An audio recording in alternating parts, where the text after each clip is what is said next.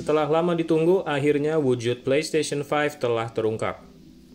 Sosok konsol game next generation tersebut untuk pertama kalinya ditampilkan oleh Sony lewat acara yang disiarkan secara live streaming pada Jumat pagi 12 Juni 2020. Penampilan PlayStation 5 terlihat futuristis dengan dua sisi putih berlekuk yang mengapit bidang tengah berwarna hitam. Sekilas terlihat seperti mobil sport mewah, atau mungkin pesawat luar angkasa.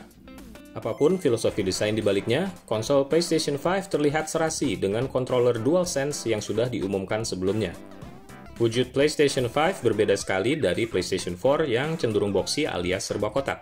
Beda juga dari versi developer atau gambar-gambar rekaan yang sempat dibuat oleh para fans PlayStation. Di bagian depan PlayStation 5 terdapat dua buah konektor, yakni satu USB Type-A dan satu USB Type-C, kemungkinan untuk menancapkan aksesori tambahan.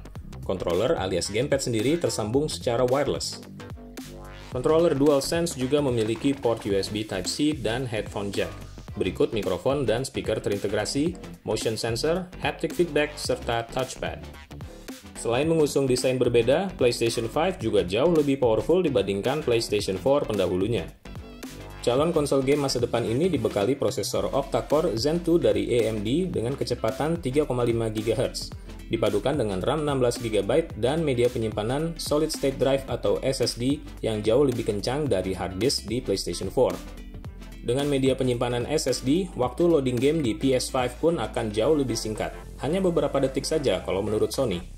Sementara pengolah grafis PS5 memiliki daya komputasi sebesar 10,28 teraflops, jauh meningkat dari PS4 yang sebesar 1,84 teraflops. Kemampuan grafis PS5 ini sempat ditunjukkan lewat demo Unreal Engine beberapa waktu lalu yang memperlihatkan efek visual berkualitas tinggi. Selain itu, untuk pertama kalinya dalam sejarah PlayStation, PS5 bakal tersedia dalam dua versi pada saat peluncuran. Yang pertama adalah versi PlayStation 5 dengan drive Blu-ray. Kedua, ada model PlayStation 5 versi Digital Edition yang tidak memiliki drive Blu-ray. PlayStation 5 Digital Edition terlihat lebih ramping dibandingkan kembarannya. Tapi, karena tidak ada drive Blu-ray, maka konten seperti game pun hanya bisa didapatkan melalui cara digital, alias download. Sepertinya Sony sengaja menyediakan Digital Edition sebagai alternatif yang lebih murah dari PS5 reguler. Meskipun harga dari PlayStation 5 masih belum diungkap oleh Sony. Sempat beredar bocoran screenshot harga PS5 di situs Amazon. Di sini tampak PlayStation 5 dengan storage 2TB dibanderol seharga 600 pound sterling atau lebih dari 10 juta rupiah. Sementara game PS5 terlihat dijual 70 pound sterling atau 1,2 juta rupiah. Kendati demikian, pihak Amazon mengatakan bahwa screenshot di situsnya itu memuat harga dummy alias bukan resmi. Sebagai perbandingan, PS4 dibanderol seharga $400 Amerika Serikat atau sekitar 5 jutaan rupiah pada saat peluncurannya di akhir 2013 dulu. Selain harganya, waktu peluncuran dari konsol ini juga belum diumumkan oleh Sony. Tapi, Sony menyebutkan bahwa PS5 akan hadir di musim liburan akhir tahun.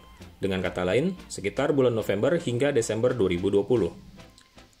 PlayStation 5 nanti akan didampingi oleh sejumlah aksesori pelengkap, mencakup controller DualSense charging station untuk mengisi baterai controller, HD camera, wireless headset bernama Pulse 3D, dan media remote.